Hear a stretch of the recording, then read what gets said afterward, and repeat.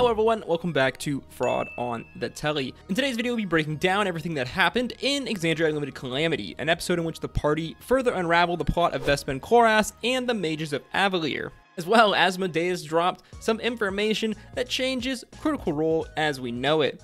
As always, if you enjoyed the video or learned something new, don't forget to like, comment, and subscribe. Check out our post-episode reactions and thoughts video from yesterday, and let's get right into it. Our episode begins shortly where we left off in episode 1. Travis has just been jump scared by a corporeal Vespin Koras in the mirror, while Quay and Zerxus return to the gala from their discussion with Purvan, the Raven Queen's champion. As well, Travis's character Seret has a hilarious conversation with his young son. This scene was wholesome as fuck and hilarious, easily one of the best parts of this episode. You can tell Travis is in his element, going full dad mode. Deep within the city, Laeryn is finishing off her greatest work, a machine that when finished would allow the city of Avalier to travel between the planes. You learn that Evandrin, Zerxus' ex-husband, the former First Sword of Avalier, the one that just magically vanished, was good friends with the Bria's character, Laeryn. Laeryn keeps a locket in remembrance of him. This is the first of many sussy vibes we get this episode. Something's going on with Evandrin's death, that's for sure. All of the energy Laeryn has been ciphering, which we learned about in episode 1, is for this machine. He inserts what remains of the Solar's bow into the machine, it sputters to life. Suddenly one of the ley lines of Exandria becomes visible to the two mages. They bathe in its glory. Laeryn's test run has been successful as she's managed to transport a small buoy to another plane. She believes it is now possible for them to transport Avalier wherever they wish. However, not everything has run smoothly. Laeryn realizes that the arboreal Kalis, an engine donated by the druidic tribes of Kathmoira, which is to be given a tribute of magical essence upon every replenishment, has sucked significantly more power than it should have. From Laeryn's memory, we learn that the replenishment itself is a tribute to the druids of the Drashari. The replenishment then is an obligation to Toramunda to justify them taking this mountaintop. This engine, in fact, was not built when the city was made, but coincidentally came on board the replenishment after the Raven Queen had been ascended. You're following me so far? Don't worry, we're coming back to the Calyx in a certain name tree later in the episode, so just hold on. The party reconvened back at the gala. There they discuss the man that Travis axed and Vespin Koras. Oh yeah, and apparently Patia learned about the Apogee Solstice years ago from the frickin' Raven Queen. Well, at least her mortal form, making the last Apogee Solstice around the time when the Raven Queen ascended. Zerxus rolls a natural 20 on religion, realizing this dead man on the ground was the cleric of the Infernal, as this infernal power has the ability to corrupt the mortal body. It seems the man became a cleric of the Betrayer, judging by the injuries about 2 weeks ago. Yep, that's around the time when Vespin Koras was doing his thing. Important to note that since the Betrayers had been sealed away post-schism, they've been able to grant any powers to mortals, confirming that Vespin Koras did in fact reach out to Asmodeus, the Betrayer god, who has now been freed from their prison. Yet it seems that the work is not finished yet, as this cultist came to Avalier to accomplish a task, but what task could that be?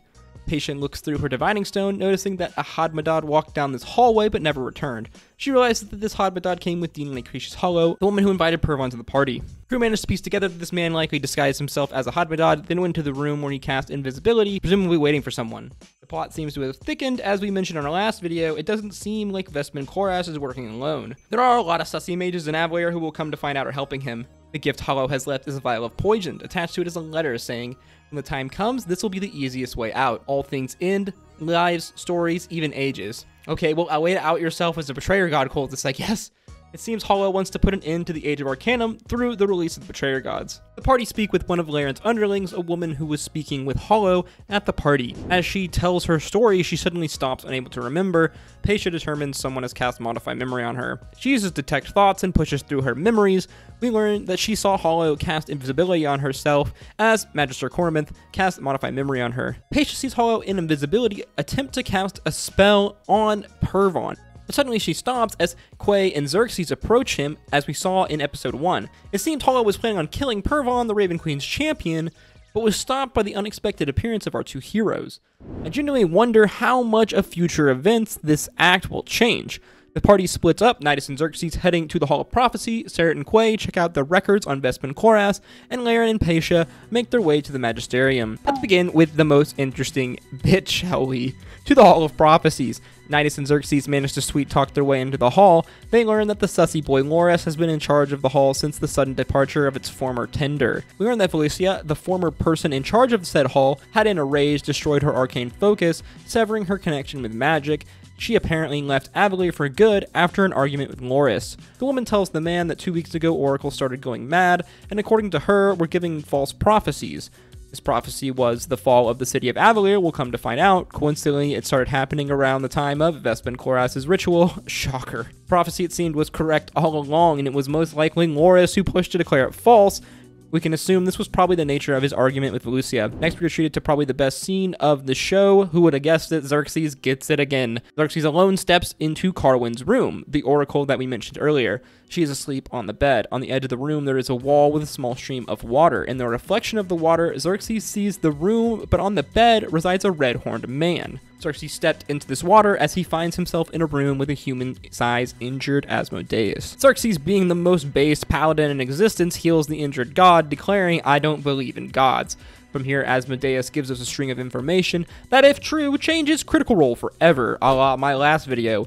You see, Asmodeus came across Zerxus as not an evil, malevolent being, but one who's just misunderstood.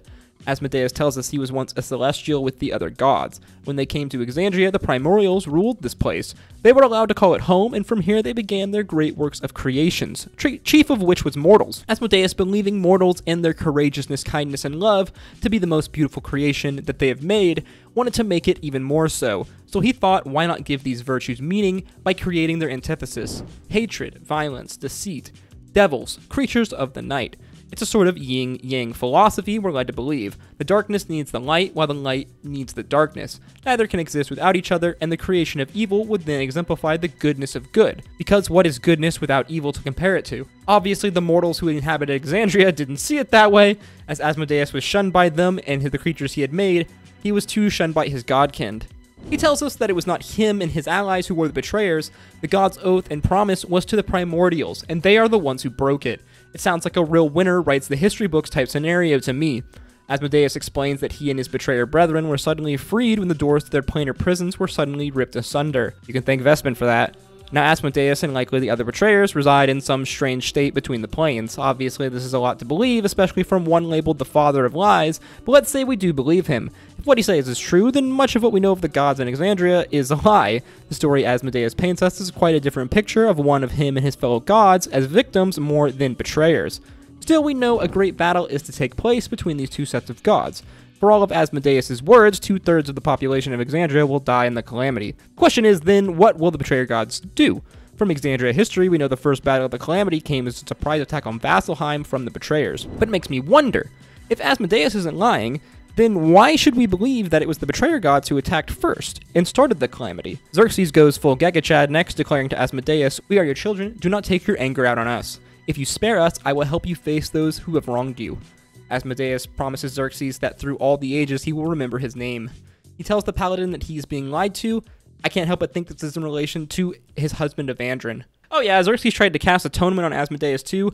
Atonement, by the way, if completed and successful, changes the target's alignment back to its original. Yep, Zerxus out here really trying to change history. Asmodeus casts Protection of Good and Evil on the paladin, telling him it will protect him from gods and fae. Yeah, we're watching you, Sam. I know you're up to something. I know we're doing this out of order, but back we go to the Herold's Tome with Sarah and Quay. They dig through a series of records on interviews conducted with Vespin Koras over the years. The two learn that Vespin has had connections with certain wizards of Avalere, mainly Loris, the super powerful wizard from episode 1, and Lycretia Hollow. These three, it seems, have been connected for years now, leading us to believe the freeing of the betrayer gods has been a long plan in the making. We also get our first reference to the Tree of Names, which Vespin Koras says resides within the city of Avalere. Travis rolls huge in a history check.